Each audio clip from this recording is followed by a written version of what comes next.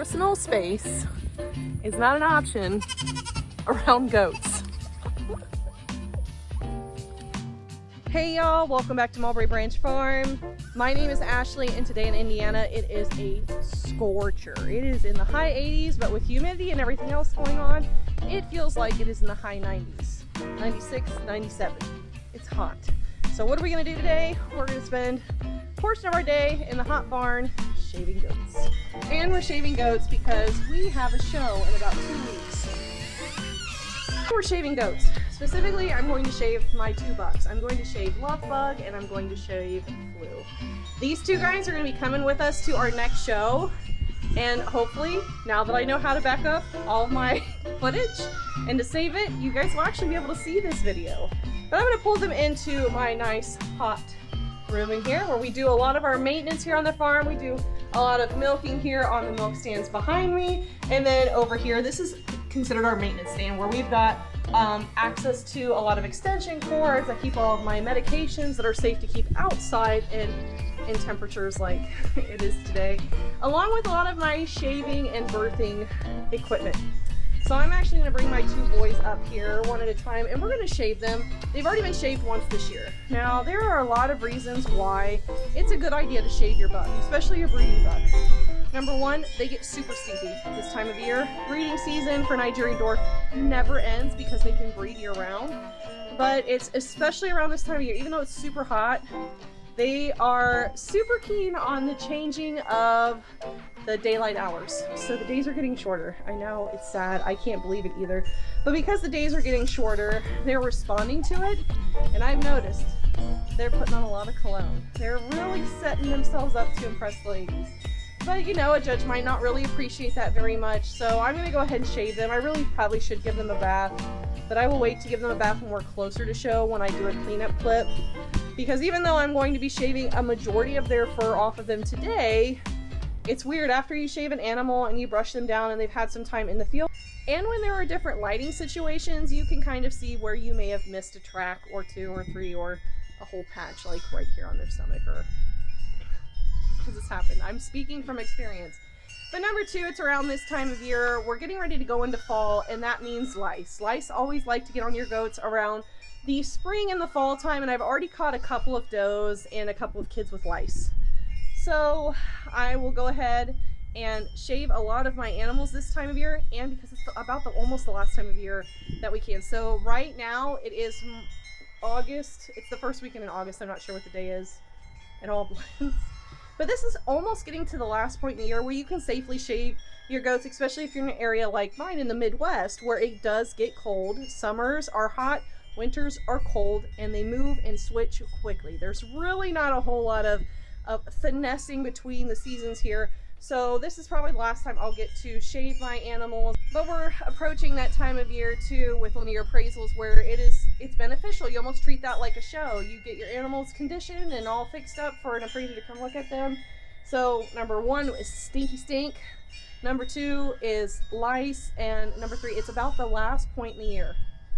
Last point in the year. And the reason like the stinky stink in the beginning is important, especially with bucks, is that since bucks like to apply that stink, the longer their hair is around their face, their bellies, and their legs, which is where they usually like to apply their cologne, if the hair is long, it's going to hold that urine on their skin longer, which can cause urine scald. And you might remember, if you've been with us long enough, that last year Flu actually had urine scald, and I had to pull him aside in the depths of winter to try to treat because he just kept spraying. Our breeding season is pretty long, and he is a very, how shall I say this? Persistent in applying his cologne regardless if it hurts or I've washed him or clipped him or whatever. So hopefully this year with the last clipping we'll have it for show, and it'll make sure that we're going to avoid urine scald. We might still get it, but hopefully not as bad. So I'm going to go ahead and shut up now and pull them in here, get these boys ready for show, and you guys can actually see what's underneath all of this fur. And I know some of you in the past have asked what we shave for, and for show, I really like to use a couple of different clipper blades.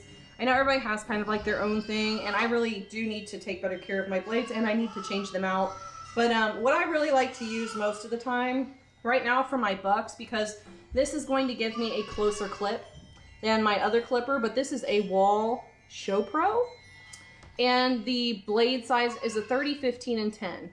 You can usually tell on clippers because like on the clipper blades, it will actually have the size, which is going to make it easy for you to go on Amazon, Tractor Supply, wherever, and to get your replacement clipper blades, or you can send them off to get sharpened like at Premier One. So today on the Bucks, I'm going to be using my Show Pro by Wall with a 30, 15, and 10 cut on it. I might switch to some yearlings today, which I probably won't show you guys that, just because clipping dairy goats is pretty easy. It's just a slick shave pretty much all the way around.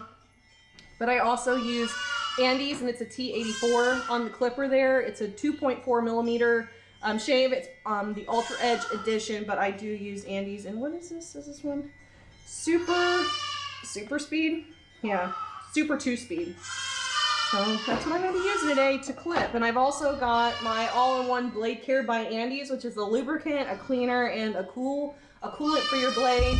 And you sometimes need a brush to get the hair out of there because it gets clogged. And the more lubricated, cool, and clear of hair that you keep these clippers, the longer they're going to go for you, and the cleaner of a clip they're going to give. So it's important to take care of your clippers. It is a hot day to be doing this. And of course I picked like black to clip a lighter toned goat, but my clippers are not working. I probably need a new set of blades. I've been getting ready to send these off to Premier One for a while. I was hoping maybe they had like 2 or 3 more goats in them. They don't, especially not a big, hairy, nasty buck. That should have been washed. Guys, it's easier on your clippers, it's easier on you, it's easier on everything if you just wash them first. But I've been pressed for time, and I'm spontaneous. When I get it in my mind I'm going to clip regardless if I've washed them or not. Not smart, probably will change that practice. But that's a big thing. If you know something in a practice doesn't work right, as long as you change it to make it easier, it's fine. But now I have a geometric goat. I mean, he is nowhere ready. I'm sorry, dude. I'm not trying to, I'm not trying to embarrass you, I promise. But he is not show ready, but at least this is getting me some of the fur off. And I might go ahead and wash him later on this week and buy new blades because it looks like I'm not going to be clipping the rest. So this will have to be put on hold to see Lovebug and him finish up. But I am going to take advantage of this moment for Flu, and I'm going to take care of his hooves. I'm going to check his dementia score because breeding season is around the corner and I need these guys to be in peak health. The more healthy they are, the more does that they can service and help have babies with. So I'm gonna go ahead and do that while he's in here, and I have advantage of this poor guy on this stand. He doesn't like it. We'll be working with him a lot more. He's trained to get on the stand. He's trained to walk, all of those things, but sometimes when it's hot and disgusting out, I don't want to do things that people tell me to do, and he is no different. And he's got a lot more testosterone in his body right now than usual, so he's being a little bit of a naughty boy, but that's okay because she's a beautiful, handsome naughty boy. Yes, he is. Look at that beard. You're so beautiful. Let's get things out. So I'm going to go and deworm him. I'm going to use chemical dewormer. I never use chemical dewormer until it's around breeding season, or if I have a goat that just they have to have chemical intervention. Because a lot of you know that I do use the weekly herbal deworming by Havilla, not Molly's. I don't use Molly's, I use Havilla, to take care of these guys. So I'll probably go and get that set. I need my clippers for your hooves. So I figure while he's in here, even though we can't clip him, we might as well take advantage of him being in a position where he can't really get away from me. I can actually do this very, very important maintenance. Oh boy, you need this too. When you clip a goat's hooves, it's really important to pay attention to the size of their hoof and the distribution. You kind of want the hoof from the heel to the toe to be very even. You want to be careful too though. When you start clipping a goat's hooves, it's really easy to cut them in the quick, which they tend to bleed a lot. So just pay attention when it starts getting really light and the dustiness around the edges of the hoof have left and you're starting to see hues of pink. Stop, because you're getting really close to that quick, and the odds of you cutting them are high because they start getting a little bit more sensitive and they tend to kick, and usually they kick when you're actually trying to make a cut. So it's just better to stop right when you start seeing that pink and that powderiness around the edge of the hoof has left. This is another reason, I don't know if you guys can even tell, this is another reason why when you're working with bucks this close to rut, it's nice to wash them prior to working with them, because this is all basically feces, urine, dirt, sweat, all the above. Because I'm grabbing his legs where he likes to pee on, and there's a lot of reasons why you should be washing before maintenances like this, mostly like clipping. If it were just like hoofs and stuff, I probably wouldn't wash him, just because it doesn't make a whole lot of sense. I'd probably just slide gloves on, but it's so hot, I don't want any extra layer of clothing on today. So I'm gonna go ahead and check his dementia score, which I'm going to check his score by basically pressing my thumb over his eye, and then taking my other hand and pulling the bottom lid open and pressing very, very lightly onto his eyeball. What this does is this gets the inner membrane of the eye to pop out. Not a lot, it's not like gruesome or anything, but it just kind of makes it bubble where it's really easy to see that inner membrane of the eye so that you can judge the color, because however deep of red or however light this color is kind of determines how your goat is doing when it comes to a parasite load. If it's white, they're on death's doorstep, they're probably already not acting like themselves, and they need to have a fecal run, and they need to be treated accordingly as quickly as possible. If it's like a nice healthy pink or a bright red, you got nothing to worry about. So we're gonna go and check. All right, buddy boy. There you go. You're not gonna like this, and I'm really sorry. So I'm gonna put my thumb over his eye, press lightly, pull this other lid, and just press, and that, remember, he is nice and pink, almost red. So I'm not gonna deworm him today. Even though usually when it comes to breeding season, I would go ahead and deworm anyways, but there's this thing about chemical resistance in parasites with goats that if you do not have to deworm them, you shouldn't. You should never be deworming on a schedule. Now, the herbal dewormer is a little bit different. I herbally deworm my goats once a week. And that's just because that's how they stay parasite free, because everything in it is herbal. It's not chemical. So the worms in their systems do not become resistant to it, because there are varying levels in all of the different doses, and there's all kinds of different things that honestly these goats, if they could go out and forage like they're intended to on wide scale, they'd go in nature and they would find things like this to help them anyways, because they have a natural instinct to know when they're sick, and their body and instinct gravitate them towards what's going to make them feel better. Like if you were to have like a really sick goat that was bloated, even though they make their own bicarbonate, you could offer them baking soda in a hurry and they would probably eat it because their body would know they need it. Hello, wasp. But anyways, he's not being dewormed. He's done for the day. So I will see you guys on another day when I've washed these guys and I've got new clippers. Hopefully it's soon. Okay, only been like 3 days, and Flu, the geometric shaped buck, is back in to finish his shave job. So I cleaned my clippers really well. Still didn't give him a bath because I don't learn my lesson. And I got new blades. So if in the middle of this it gets kind of crazy, I can put on new blades. But let's go, let's finish him up. Let's see if we can get him finished up. Still a little bit of a guess as to whether we will or not. For me, for him. All right, let's see if we got this going on.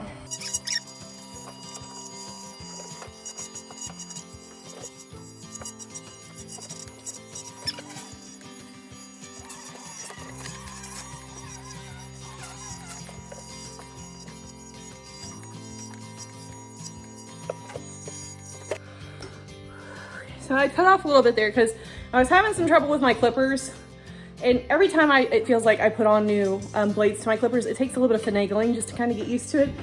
But as you guys can tell, like, hot, and I'm hairy, like this hand. Oh yeah. But I no longer have a geometrical buck. Well, it looks great. What do you think, buddy? What do you think? Was it torture? Pure and simple torture? Tell us. What do you think? No words? It's just that overwhelming, huh? He was not happy about it. This is the second time that he's been clipped, but this time he just was not having it. But he does look a lot better. We're still super hot here, and it kind of gives me, on top of everything else that we talked about, you know, the last point, the year we can clip them, it helps to prevent fall lice. We have linear appraisals coming up, we have show. but this kind of also lets me get like a full-on view of his total body condition.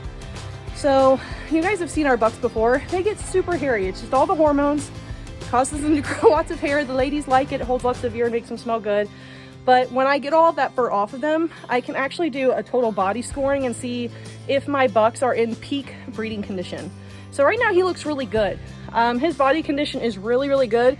But let's say like I might have gotten all that hair off and he might have been obese, like lazy breeder obese, or he could have been superty duperty skinny where it's like, well, we need to give him some extra calories. He needs a couple cheeseburgers because he could stand to gain a couple of pounds. But I think he looks really good.